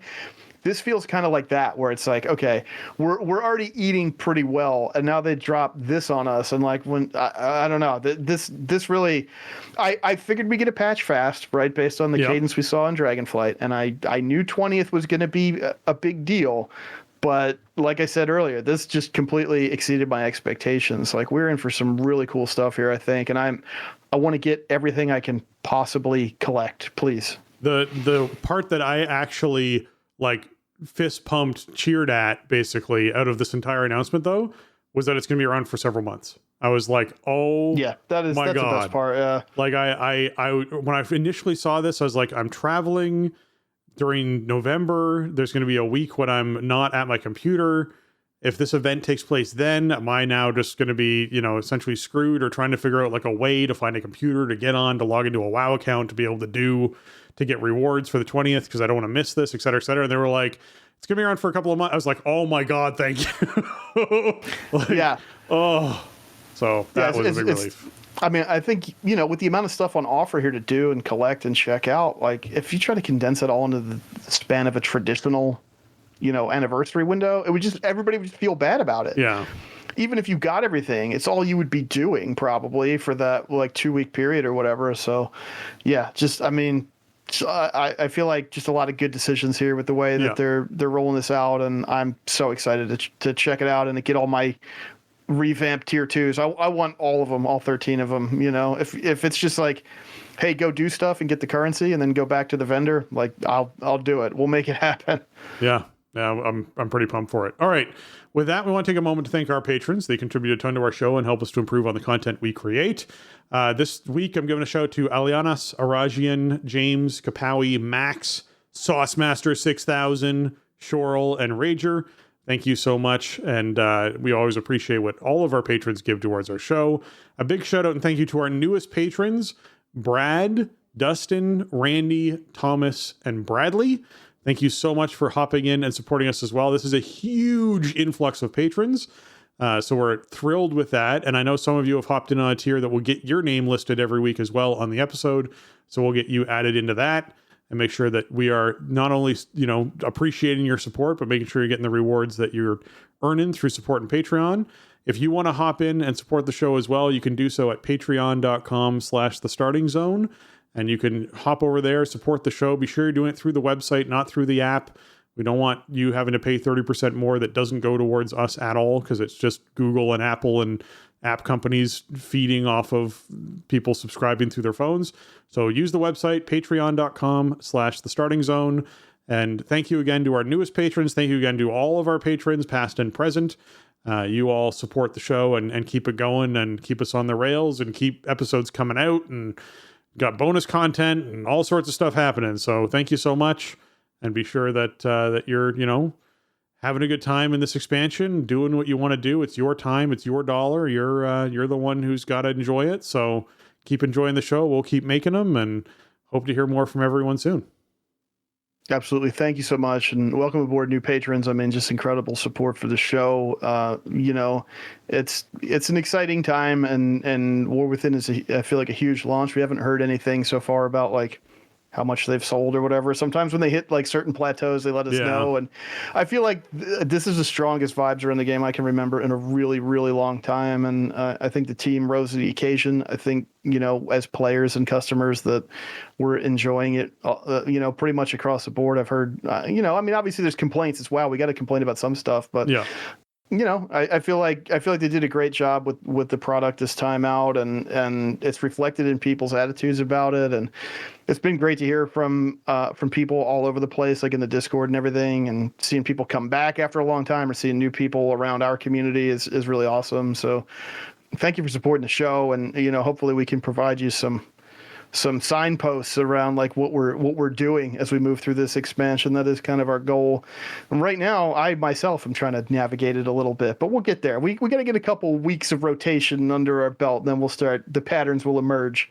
Yeah, it's going to be certainly an easier thing in about 4 weeks' time to have a full rotation, know what's happening. Everything's been, sort of tuned in. And obviously over that period of time, we'll be continuing to drop those tips and tricks that help people hone in on how best to spend their time when it comes to trying to achieve different things in World of Warcraft with what they want to do playing the game. So definitely keep that in mind out there. And if you folks have enjoyed this episode, another great way to support us is to leave us those 5-star reviews over there on your iTunes, your Apple Podcast, or over on your Spotify, things like that. They really help out our show. They help raise us up those charts. And this one comes in from Prebent.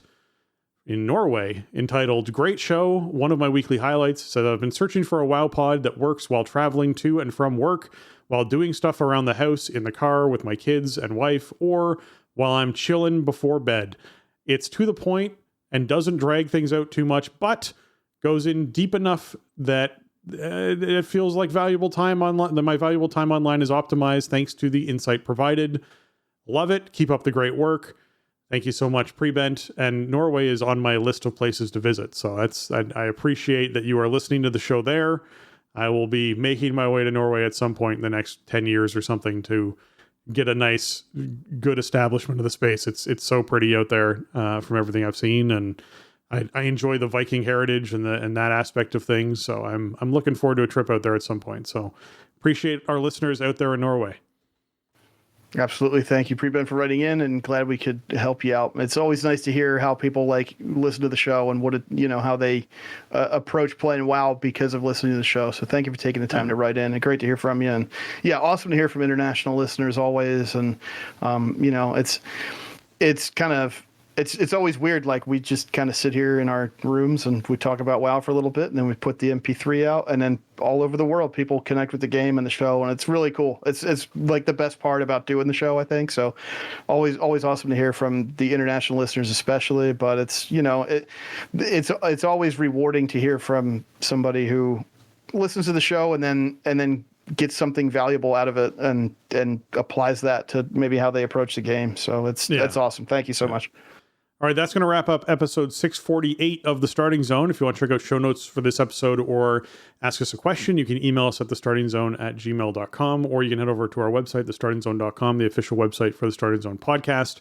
And you can reach out to us as well on Twitter at The Starting Zone, or you can join our Discord server, thestartingzone.com/Discord. If you want to get your hands on some TSC gear, you can find that over at TeePublic. That's teepublic.com/stores/thestartingzone. You got shirts and mugs and stickers and stuff over there. And Jason, where can folks find you on the internets? So the best place to find me, as always, is over on Twitter. You can find me over there at Shieldwald, and you can also find me on Blue Sky. The username is just JLucas over there, so come say hi. You can find me streaming WoW on twitch.tv/Shieldwald and youtube.com/Shieldwald. Planning on streaming raid stuff and Mythic Zero stuff this week, Tuesday, Wednesday, Sunday night, 7:30 Eastern. Probably watch on Twitch. Drops are still going on. Supported streamers still going on. So come hang out over on the Twitch channel. I might even stream like Thursday. It depends on how much M0s we get into this week. I might do some extra streams because if we're doing dungeons and stuff, I'll throw the stream on. And also, you can find me kind of as an impromptu guest on Countdown to Classic for this next episode that Josh has coming out, talking War Within. Josh has been in there playing, and a lot of his classic crew has been playing. So that was fun. They were recording the other night, and I was like, I'm going to hop in the town hall, and we'll just see if Josh pulled me in the talk. So check that out, too. That was a fun conversation, and I think there's something really cool about how Season of Discovery kind of built these bridges between the classic and the retail divide, and it let retail players check out classic a little bit more and find some more modern kind of ideas in there. And it also exposed some classic players like, hey, there is some cool stuff here. Like, what if you had this ability from a later expansion in vanilla? And then, just kind of open up those gameplay possibilities a little bit. And then when you deliver an expansion like the War Within experience like we got here, I think it's an easy transition. So I feel like those divisions between the two groups of the player base have crumbled just a little bit right now, and so that was a fun chat. So check that out too. Very cool. Yeah, it's always nice to hear from Josh. So good to hear that. All right, if you're trying to find me, you can find me on Twitter at Spencer_Downey, over on Twitch at twitch.tv/SpencerHD, or you can follow me over on YouTube at SpencerHD. I will probably stream on Sunday and Monday this week. That's probably going to happen because that is the new raid schedule that I have worked out. So hopefully that all happens smooth. For those who are unaware and have stuck around to the end of the show, I guess is the treat for you. I have rejoined a group that I raided with back in Shadowlands. They reached out to me out of the blue and basically said, hey, we have a spot for a Resto Druid for sure if you want to do that. Otherwise, balance should be fine. And as we got closer and more members sort of came together on the team, it seemed like I was probably going to be starting with balance and then restoing as a swing position, which is sort of the position I held back in Shadowlands as well. back and forth between the two, which is a bit more work because you kind of have to be good at both specs and be able to gear for both specs and be able to play both specs. So it is a tricky thing, but I'm sort of diving head first back into that. That'll be probably clearing normal and hopefully clearing heroic as well, and then moving into mythic content the next week. So I think it's a 6-hour a week team, and yeah, the objective obviously is still cutting edge, and we'll probably be, I'm hoping, in top 100 alliance, or well, I guess it's not really alliance anymore because it's blended teams. So probably top 400 is what we're probably looking at based off of what ends up happening with the horde numbers typically. So probably top 400, top 500 teams would be a nice number to objectively hit for. And that will be something that I guess we try for. So if you're someone who's around on Sunday or Monday, I'll probably throw a stream up for those, and folks can check those out in the evening if you're about. And we'll be looking forward to that. Outside of that, the last little tip for folks before we head out is that, of course, those who are always a fan of the pineapple will be happy to know that Pineappler Palace is now available for folks who want to hop in there and learn some of the raid bosses in a fun little web-based game.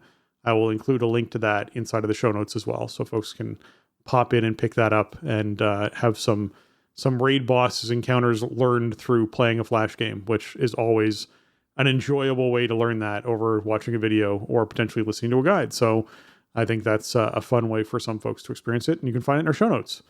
With that, for Jason and myself, we want to say thanks for listening, and job's done.